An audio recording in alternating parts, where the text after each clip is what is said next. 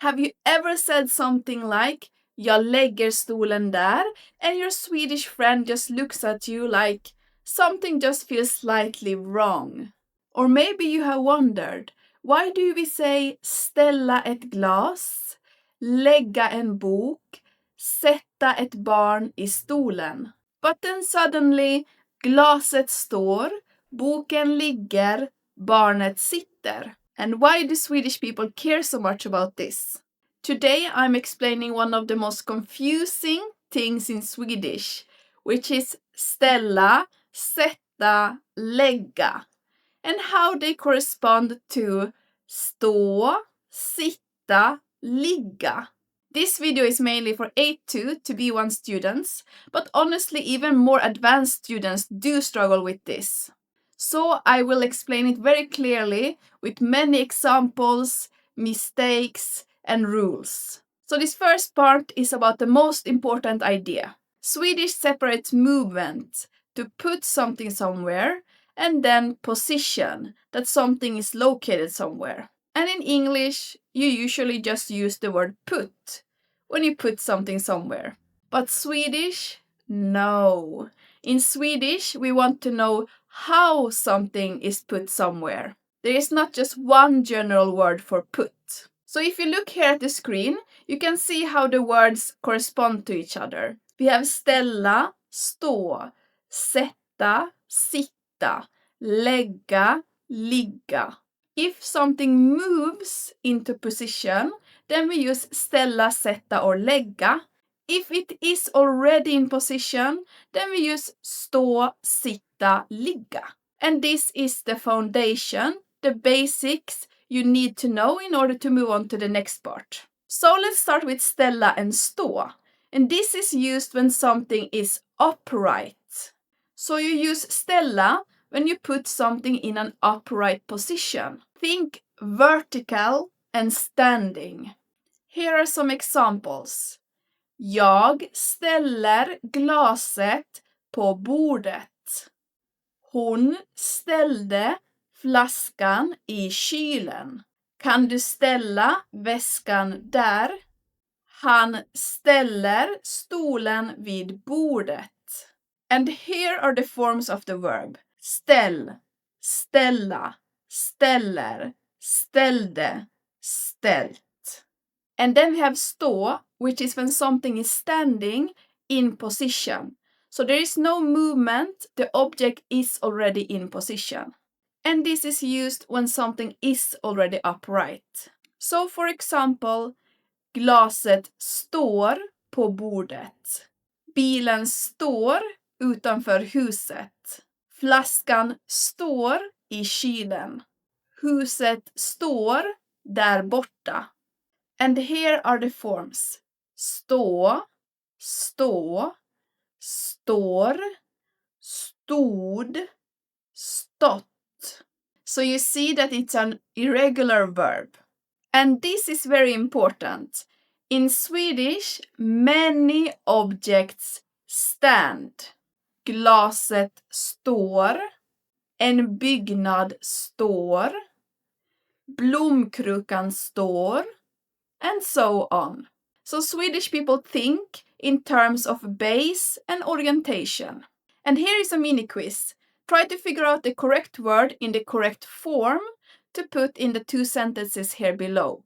Pause the video and I will give you the answers.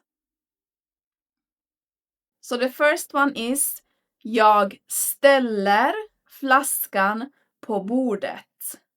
So here you use ställer, presens, or ställde, preteritum. The second one is flaskan står på bordet. So here you use står, presens, or stod, preteritum, depending on what you want to say. Because the first one is movement and the second one is position. Then let's move on to the next one. This is lägga and ligga.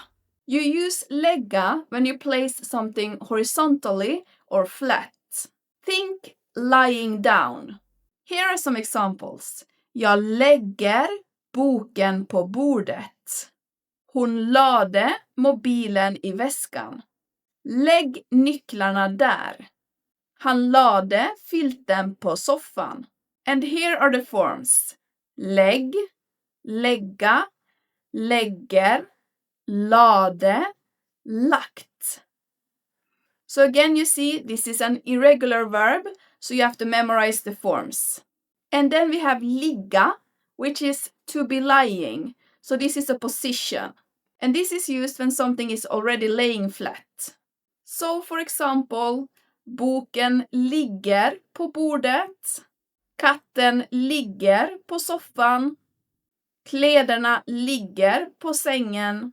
And the forms are ligg, ligga, ligger, låg, legat. So again, a special irregular verb. And a small bonus tip for you. Cities lay in countries in Swedish. So for example, Stockholm ligger i Sverige.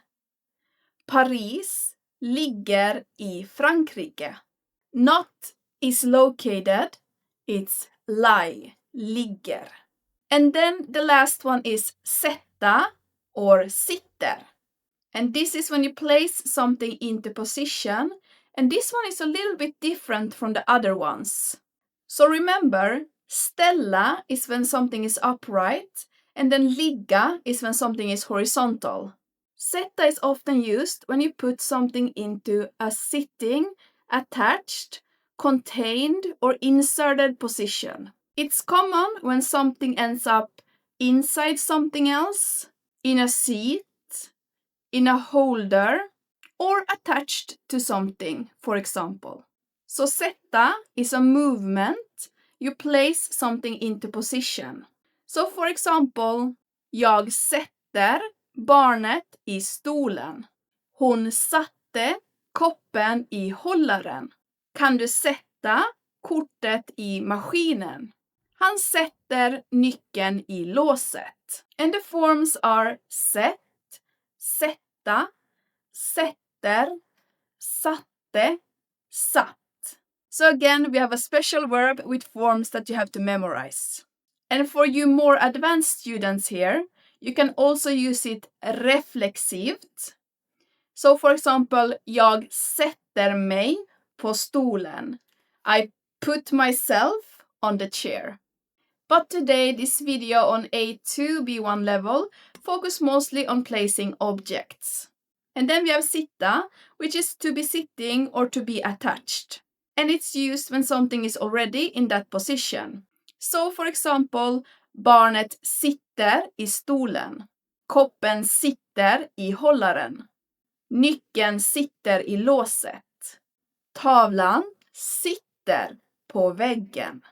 And notice that here it is tavlan sitter på väggen because it's attached to the wall.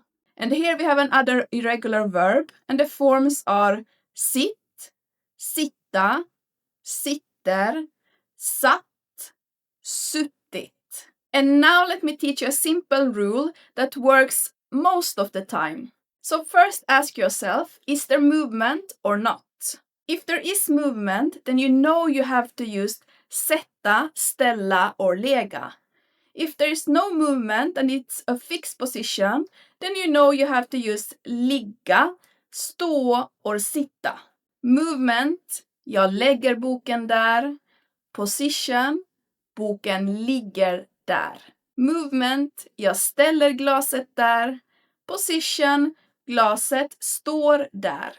Movement, jag sätter barnet i stolen. Position, barnet sitter i stolen. And next, let's go through some very common mistakes. So look at this first sentence. What do you think is wrong here? Here they have used the wrong word. It should be ställer unless you're putting the chair laying down on the floor. Then you can use lägger. So it should be jag ställer stolen där. Now look at this next one. What do you think is wrong with this one? Yep, so here we have to have ligger. Boken ligger på bordet. If you have boken står på bordet, then it would be standing upright. which can be true in some instances. And what do you think is wrong in this one? Well, here's a movement, right? It's not a position. So here it should be jag sätter barnet i stolen. So let's talk a little bit why this is difficult for English speakers. Because a lot of my private students that I have often struggle with this. Because English use put, is, be, stand, or even sit, but not constantly for objects. Swedish describes physical orientation. English doesn't really care about that. Swedish cares a lot. So in English, you put the book on the table, you put the glass on the table, you put the chair next to the table, and so on. But in Swedish, we have to use different verbs for these ones. And here's a small mini challenge for you. I want you to pause the video and try to put the correct word in the correct form here. You can do it by yourself, or you can put your answers in the comments before I tell you the answers. So here you see the correct answers on the screen. Let me know if you got all of them right, or if any of these ones were difficult. So now, I want you to write one sentence in the comments using either ställa, sätta, or lägga, and one comment using the position sitta, stå, or ligga. I will look at them all and correct them. Also tell me which part did you find the most difficult and the most confusing. I will answer all of your questions down below. If this video helped you, please like and subscribe. And also let me know if you would like more videos on confusing Swedish verbs. Maybe next we can do, for example, hänga versus hänga upp, or ta versus ta med versus ta på, or something else that you find confusing. Tack för att du tittade. Vi ses i nästa video. Thank you for watching. See you in the next video. Hej då!